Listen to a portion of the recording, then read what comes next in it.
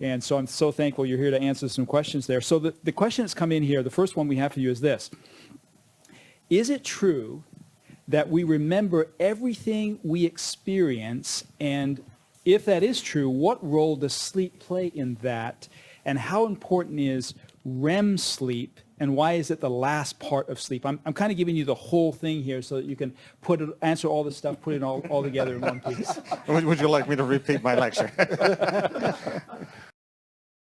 We have soldiers that come back from the war with something called PTSD.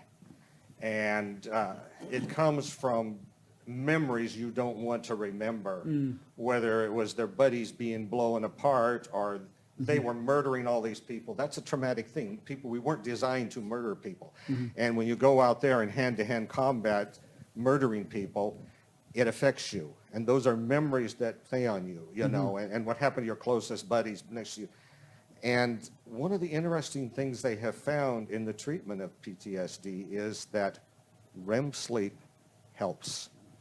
Interestingly, if you have good REM sleep on a regular basis, it helps to modulate bad experiences. Grief, anxiety, depression, all of these things will improve with REM sleep.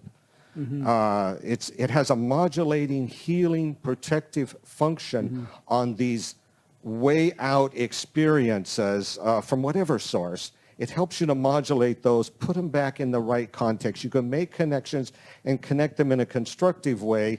It's not that you've forgotten them and you're amnesic about them, but they don't destroy your life now. They don't paralyze you and keep you from going on with a productive, positive, life.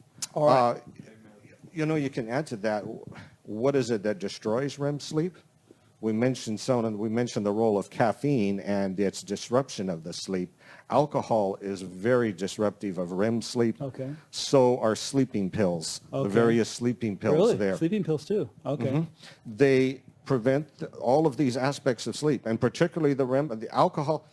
An alcoholic who has been out of REM, major REM sleep deprived. There's no REM sleep with alcohol. And when you're an alcoholic, you haven't had REM sleep for days, weeks, or months. One of the first things they get is hallucinations, vivid hallucinations, and snakes and lizards are crawling out of the wall and spiders are on their arms.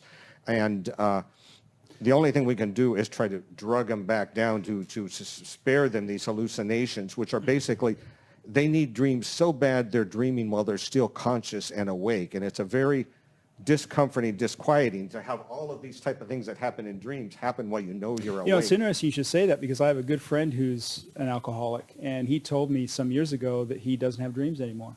He doesn't dream anymore. It was a real thing for him that he felt, was missing. So anyway, we've got a few more questions we need to get to. So we'll